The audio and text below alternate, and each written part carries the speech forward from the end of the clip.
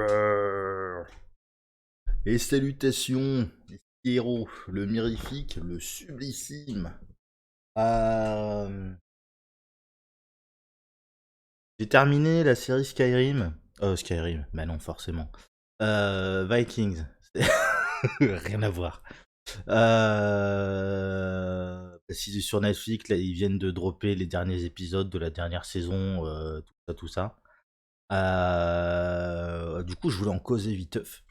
Et parce que je sors de la douche et tout ça, je vais en profiter pour brosser ma barbe. Euh, Donc voilà. Donc ouais, hop là. La série la série Skyrim. Faut que j'arrête avec Skyrim.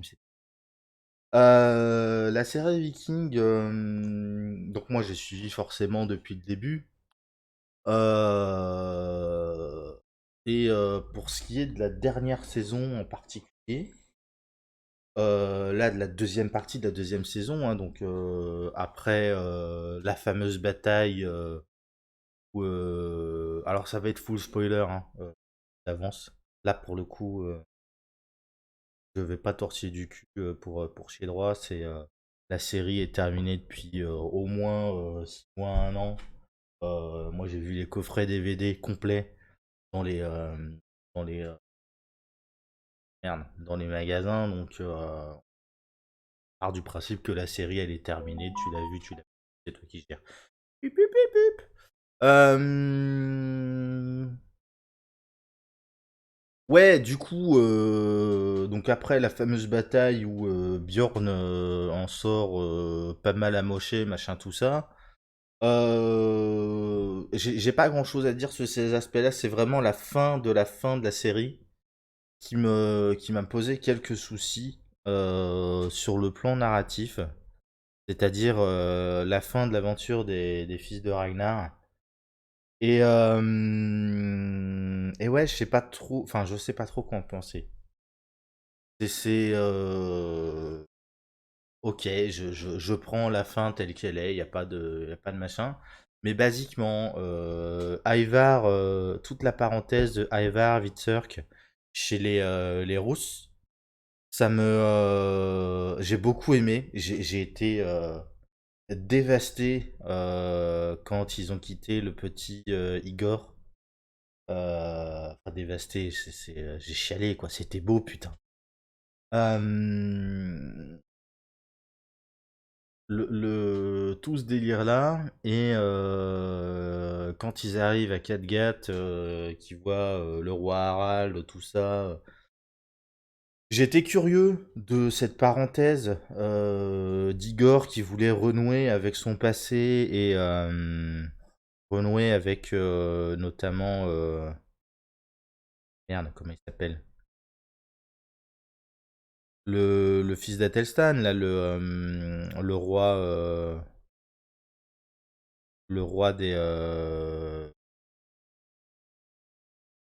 alors, le roi de Wessex, je crois? Northumbria, je sais pas. Non, Northumbria, c'était le. Quoique, il doit être roi des deux, si je me souviens bien des différentes péripéties, mais bon. Euh, Ouais, j'étais assez curieux parce que ça nous avait été teasé depuis le début de leur histoire à tous les deux, cette histoire de partie d'échecs, de la pièce d'échecs, de machin, de tout ça.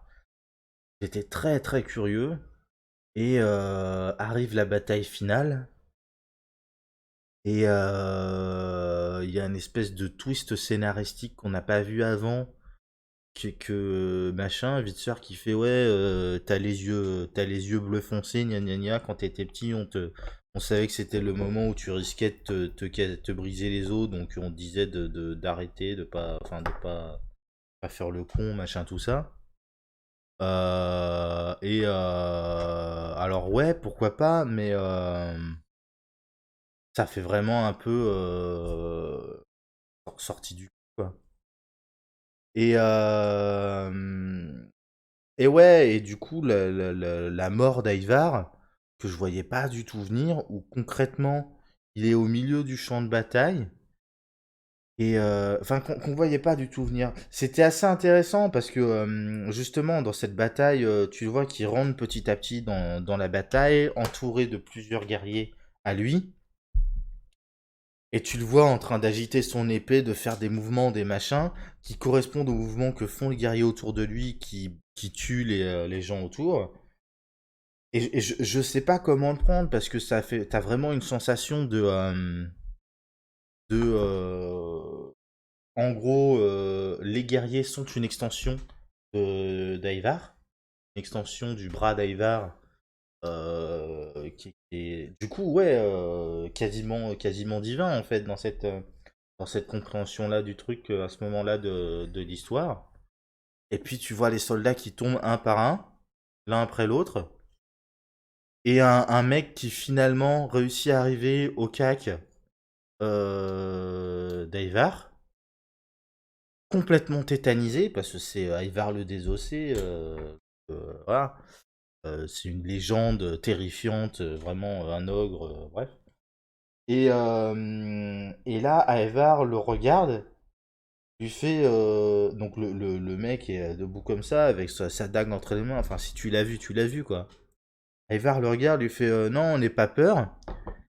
Le mec, il reprend un petit peu la confiance, il est pas sûr, mais il le surine. Et toi, tu t'attends en fait à voir Ivar en fait bah, s'en sortir indemne parce que il était vraiment godlike quoi. Il était vraiment godlike à ce moment-là. Et non. Et il meurt bêtement par arrogance, par machin. Et autant j'ai l'impression en fait que cette dernière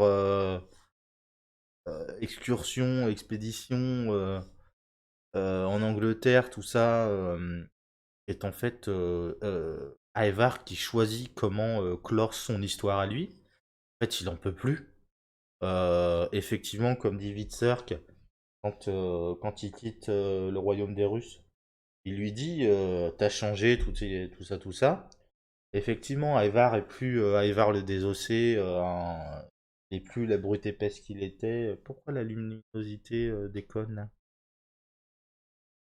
Il est plus la brute épaisse qu'il était auparavant, il est plus, il est un peu plus doux à ce moment-là. Et ouais, c'est plus, il a toujours, il joue toujours le personnage. Euh, et Ivar le désossé, tout ça, mais il n'est plus Ivar le désossé. C'est un Ivar un peu plus âgé, un peu plus, bref. Et ouais, et je comprends le choix, je comprends ce qui est raconté, je comprends le choix narratif qui est fait, mais du coup, ça fait vraiment, comment dire, anticlimatique, quoi. Comme on dit. Euh, c'est vraiment, t'as tenté un truc grandiose et d'un seul coup, paf, ça retombe comme un soufflé. Enfin, bah, voilà. Euh, Sœur qui se fait convertir. Je vois pas exactement d'où ça sort. Même si effectivement, à un moment, il a déjà abandonné plus ou moins la religion scandinave pour un semblant de bouddhisme ou je sais pas quoi.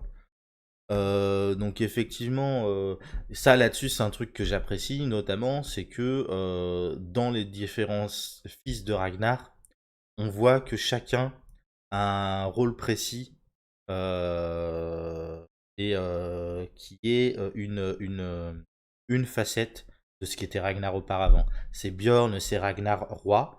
J'aime bien parce que ça fait un parallèle du coup avec le personnage de Conan le barbare que j'aime beaucoup. Et du coup voilà, il y a Bjorn qui est Ragnar roi. Il y a Ivar qui est littéralement Ragnar le guerrier, le chef de guerre, le conquérant. Tu as Vitsurk qui est Ivar, qui est Ragnar l'homme pieux, le croyant, l'homme pieux, celui qui a embrassé plusieurs religions. Et Ube qui est Ragnar l'explorateur. Là-dessus, j'aime beaucoup ce qui est présenté. Le seul problème, c'est que bah, ça fait un petit peu tiré par les cheveux, quoi. Un peu tiré par les cheveux. Je sais pas. La fin fait expédier. Et je comprends pourquoi ils l'ont fait comme ça, hein, parce que ils se sentaient pas forcément de refaire une saison complète, pour juste expliquer, raconter la fin des Ragnar, mais fin des fils de Ragnar, mais voilà. Et bah, de son côté, Uber, qui est qui finit par trouver le Gotaland, qui rencontre des Américains natifs, tout ça, tout ça. J'ai pas trop de problème avec ça en vrai. Le problème que j'ai, c'est avec Floki, le retour de Floki. Et pareil, c'est pas tant un problème que je comprends pourquoi sur le plan narratif, mais je trouve ça quand même un peu facile, un peu fainéant. Euh, donc voilà, ouais, le retour de Floki. Alors la dernière fois qu'on avait vu Floki, il y avait le volcan en Islande qui rentrait en éruption. Lui, il venait de rentrer dans une espèce de caverne euh, pour les deux.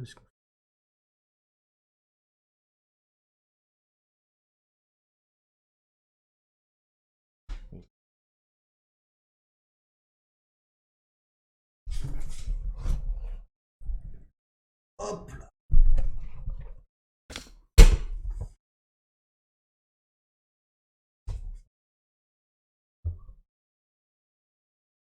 Bref.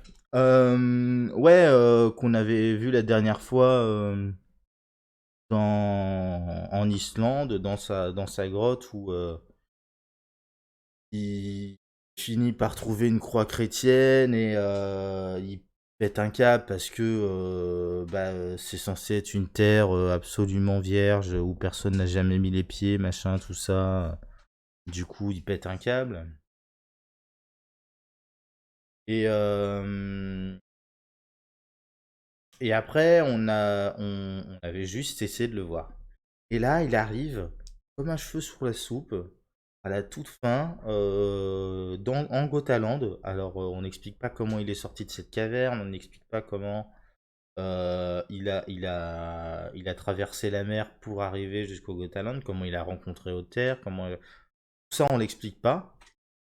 Euh, Et la manière dont il te raconte ça, vraisemblablement, il t'explique que le coup de la caverne, du volcan, de machin, tout ça, c'était métaphore. Une métaphore, c'était un délire mystique, si tu veux. Enfin, un délire mystique qui était une métaphore plutôt. Bah, en fait, la foi de Floki qui se confronte à ses expériences de vie. Il pense, enfin, il imagine dans cette éruption volcanique le Ragnarok, le crépuscule des dieux. Et, et quand il rentre dans cette caverne, c'est-à-dire qu'il se perd et qu'il finit, enfin, il se perd, finit oui, il finit par se perdre, chercher au fond de lui-même, c'est ça la caverne en fait, son soi intérieur. Et il finit par y trouver une croix chrétienne, c'est-à-dire qu'en fait, bah, il a été touché par la religion, par cette ancienne religion, et ainsi de suite. Et en fait, il se voit marqué notamment par sa haine hein, de la religion chrétienne. Ça, tout ça, et bah, du coup, il a simplement trouvé un bateau. Il est sorti, en gros, il s'est sorti de ça par introspection. Il a trouvé un bateau et il s'est retrouvé en Gotaland. Mais en fait, c'est ça, c'est que. Et comme il a plus toute sa tête et ainsi de suite, comment dire. Il a plus toute sa tête. Du coup, tu peux même pas vraiment te fier à ce qu'il raconte ou quoi. Je sais pas, moi ça me... J'ai trouvé un petit peu, ça fait un peu Deus Ex Machina de voir Floki à cet endroit-là. Non, attends. Hop là. C'est une perle. Poète, poète, poète, on en appelle. Hop.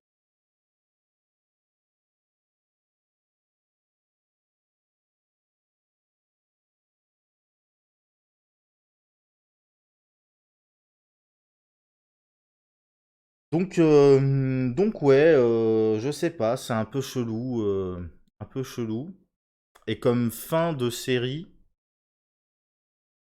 ouais, pourquoi pas, je l'accepte. C'est pas exceptionnel, mais ça se tient. De toute façon, hein, au bout d'un moment, il fallait la finir. Et, euh, et non, ça se tient, c'est plutôt pas mal. Le roi Harald, enfin Harald, qui finit roi, mais clairement pas de la manière dont il souhaitait. Et en fait, c'est marrant parce que ça a été vraiment dépeint comme le destin se joue de lui jusqu'au dernier moment. Et voilà. J'ai j'ai euh, j'ai aimé revoir un certain nombre de visages anciens. On a notamment Gunning qui a un genre de délire dans la salle principale de son. Genre, je me souviens plus comment elle s'appelle, mais la maison où elle reçoit. Euh, Où elle a un délire mystique où elle voit Ragnar adossé à une poutre en train de picoler, de lui sourire, de lui lever son verre. Il voit la Gerta qui la regarde. Elle voit, elle voit Bjorn, sa maman mort, lui adresse un sourire, tout ça. J'ai bien aimé la mort de d'Harald, où en fait il y a son frère adossé à, à l'arbre contre lequel lui il est en train de mourir. Et ils chantent tous les deux leur chanson là, et qui est ouais, c'est assez beau de voir les anciens personnages revenir comme ça. Pour un final, c'est plutôt pas mal. Et donc ouais, Harald qui devient roi, mais qui en fait se rend compte que roi c'est chiant. En fait, lui c'est un viking et que bah, veut une vie de viking quoi. Il veut sur, bref, un toin quoi. Euh, Hop là. Tiens, je te montre. Bah, hop là.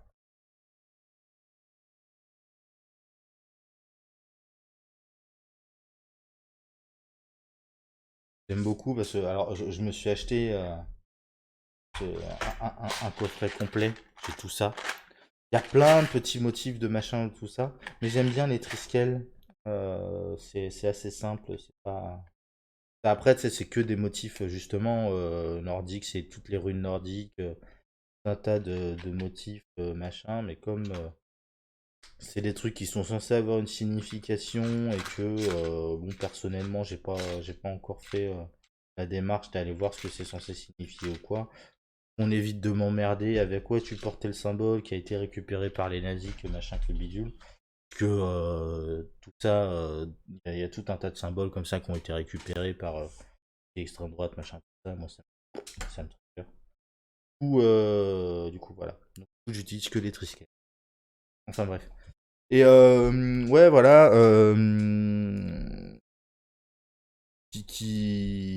Donc, Harald, en fait, basiquement, il se voyait un destin, et en fait, bah, le destin a été jusqu'à lui rappeler, enfin, à se foutre de sa gueule jusqu'au bout, en lui disant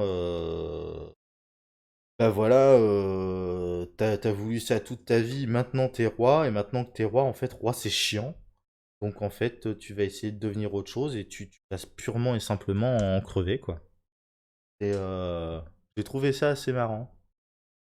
Alors attends. Poète. Et donc voilà, la mort de Gunhild, pareil, très poétique. J'ai trouvé ça, ouais, très poétique en fait. Elle choisit de s'abandonner à l'océan.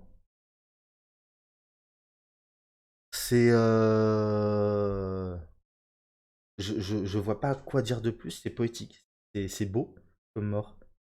Même si c'est une mort, hein, donc quand t'es mouru, t'es plus vivant.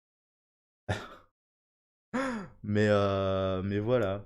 Et pour ce qui est de la toute fin, bah, donc on a Ube en Gotaland, on a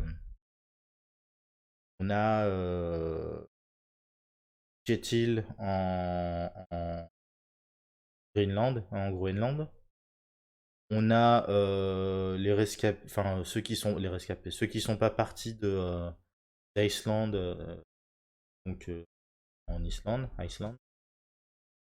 On a à Kattegat une reine de toute la Norvège là, qui est Ingrid, qui très très sournoise, très tire son épingle du jeu bien comme il faut. Euh, donc euh, donc ouais, je m'attendais à ce que Ube en fait finisse par vaincre. Toujours pas son nom, le roi des Anglais là, en Angleterre. Même si c'est pas exactement l'Angleterre, patati patata. Comment dire? Je m'attendais à ce qu'il finisse par le tuer et qu'il devienne lui-même en fait roi d'Angleterre, mais non. Euh, et du coup, lui, sa descendance sera chrétienne, ainsi de suite, donc pourquoi pas. Et, euh, et voilà, l'histoire, on ne sait pas ce qu'il advient des fils de Rollo en Ankia. On sait pas trop où ça se passe, la fin de tout ça, donc ouais, je sais pas trop quoi en penser. Vraiment, je l'admets comme fin d'une série qui avait besoin de se terminer, la saga des Ragnarsson. Euh, Maintenant, en tant que fin de série, et c'est compliqué hein, de faire une bonne fin de série, mais ouais, je sais pas trop quoi en penser. Et là, tu vois, je me tâte parce que ils ont. Alors, je crois qu'il y a que la saison 1, ou peut-être la saison 1 et la saison 2. Mais de la série Vikings Valhalla. Euh, non, c'est Vikings Valhalla. Euh, mais donc, ouais, le spin-off slash suite euh, de Vikings. Pouet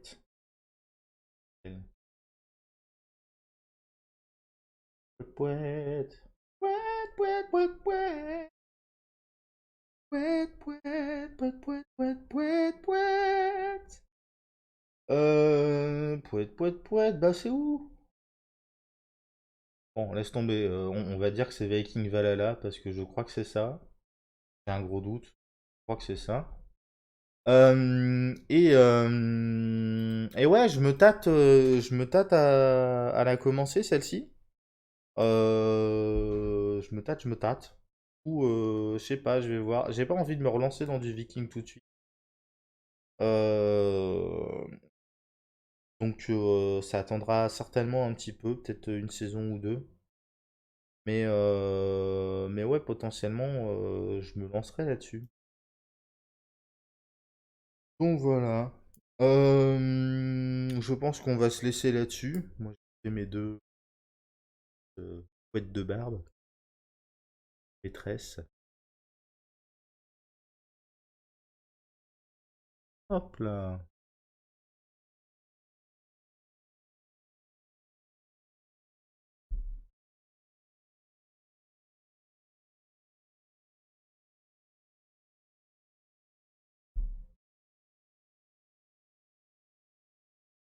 Égalise pour la symétrie.